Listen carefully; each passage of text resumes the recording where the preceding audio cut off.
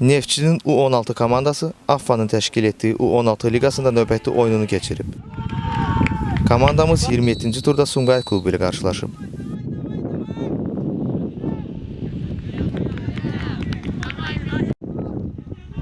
Dalğa Arenanın ehtiyat meydançasında baş tutmuş görüş futbolçularımızın 3-1 hesablı qələbəsi ilə nəticələnib. Oyunun əvvəlində Fərid Mahmudov gözəl qolla hesabı açdı.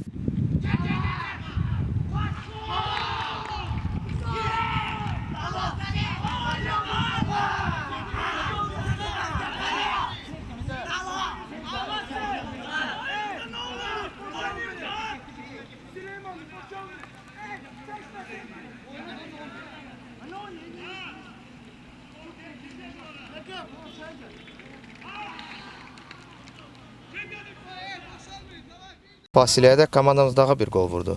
Bu dəfə Fariz Qasımov fərqləndi.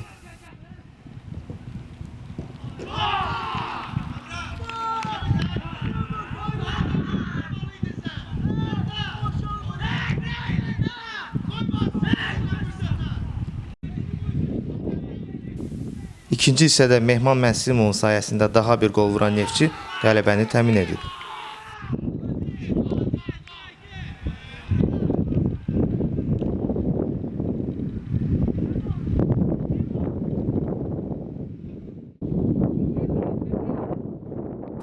U16 komandamız 54 xalla turnir cədvəlinin ikinci piləsində qərarlaşıb.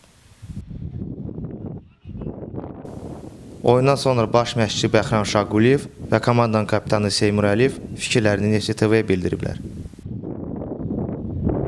Birinci taymda tam bizim üstünlüklə keçdi və əsas odur ki, məzmunlu oyun olsun, yəni kör təbii oyun xoşlamıram.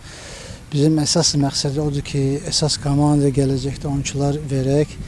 Savadlı futbolçular olsun. Yəni savadlı futbolçu olanda gələcək qabaq məşqçilər üçün də rahatdır ki, yəni biz buradan verməliyik ora. Yavaş-yavaş. Yəni oyuna da özünüz də gördünüz ki, yəni məzmunlu oyun oldu, yəni dinamik oyun oldu, sürətli oyun. Komandada motivasiya, yaxşı motivasiya var idi. Bizdə istək onlardan çox oldu. Qələbə qazandıq. Məşqlərdə əzmlə çalışırıq. Bunun bəhrəsindəki 11 oyunda uduzmuruq.